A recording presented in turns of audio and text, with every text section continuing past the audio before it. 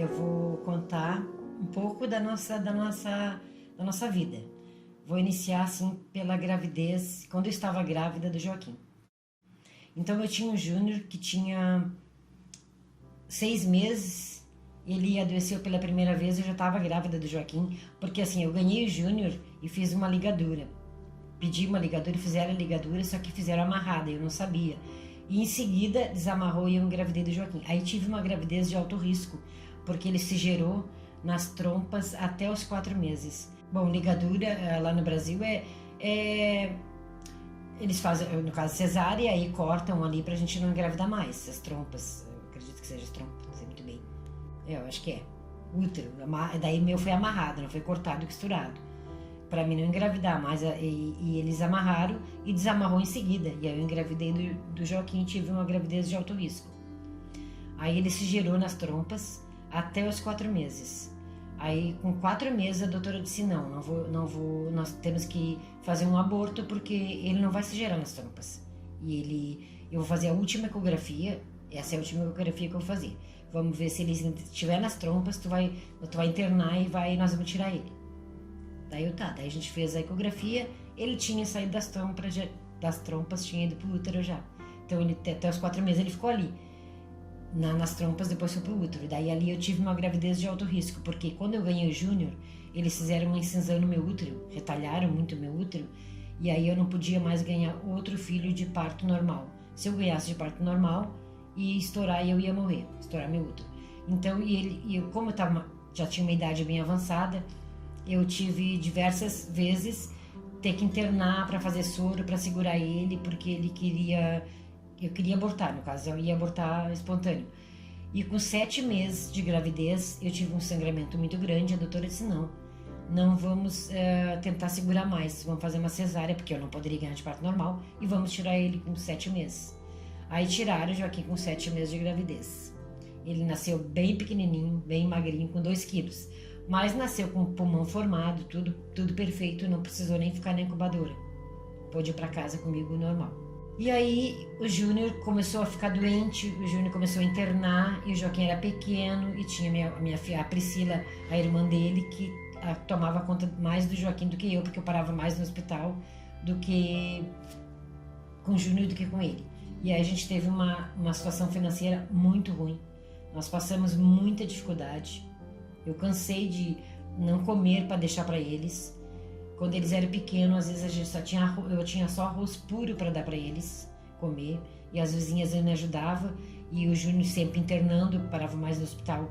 Dos 6 meses aos 4 anos com ele no hospital, teve pneumonia, derrame pleural, teve de tudo quanto é tipo de doença. Cada crise de bronquite que o Júnior tinha, ele tinha pneumonia. Então eu tinha que internar. Então eu não podia trabalhar. Fiquei um tempo sem trabalhar e a gente passou por muitas dificuldades. E daí, depois que passou os 4 anos do Júnior, já que já estava maiorzinho, aí consegui um trabalho, trabalhei no mercado de dia, não deu para ficar porque era tudo pequeno, todas as crianças pequenas, e deixava tudo sozinho praticamente com os mais velhos, e daí assim foi. Depois eu consegui, uns 7 anos, quando o Joaquim tinha 6 anos, eu consegui um trabalho à noite no hospital.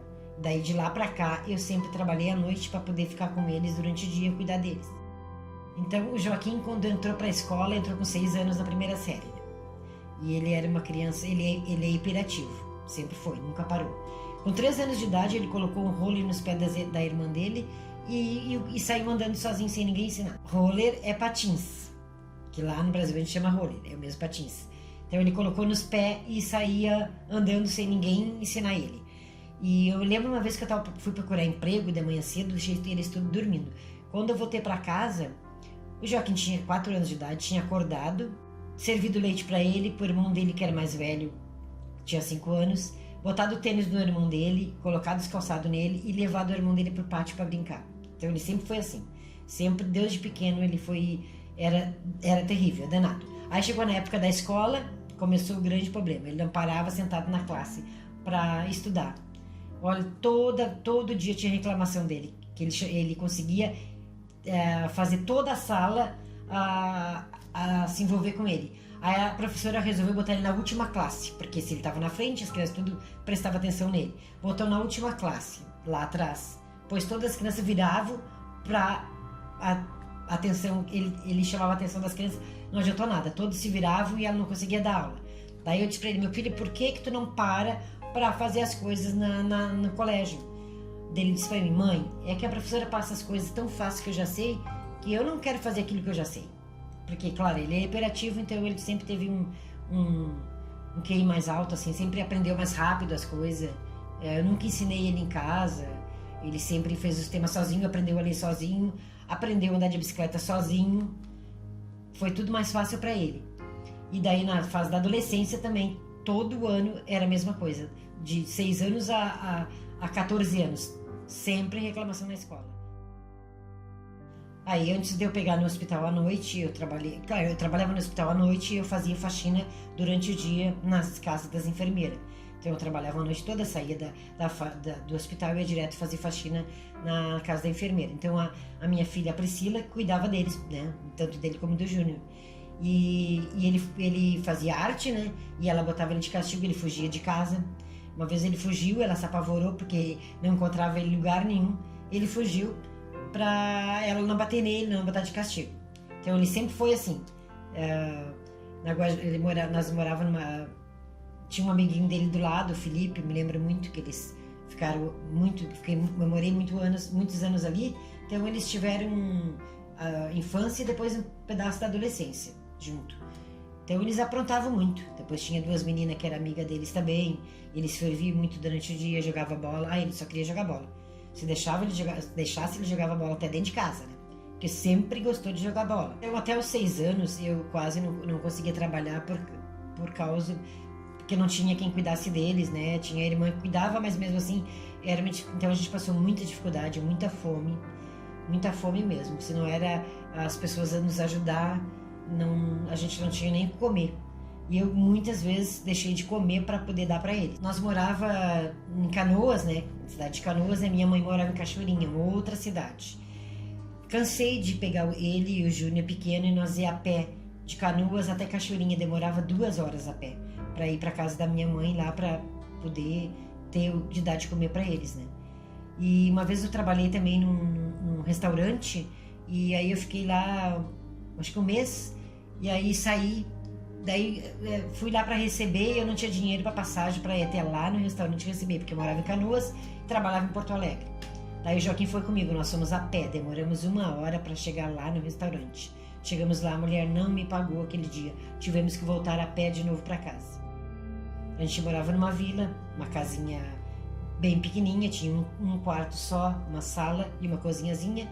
A gente morava ali, não tinha piso na casa, era cimento. E a gente ficou ali um bom de um tempo. E acho que a pior fase que nós tivemos foi quando a gente foi embora para esse lugar lá em Canoas, que era Guajivira, que eles eram pequenos.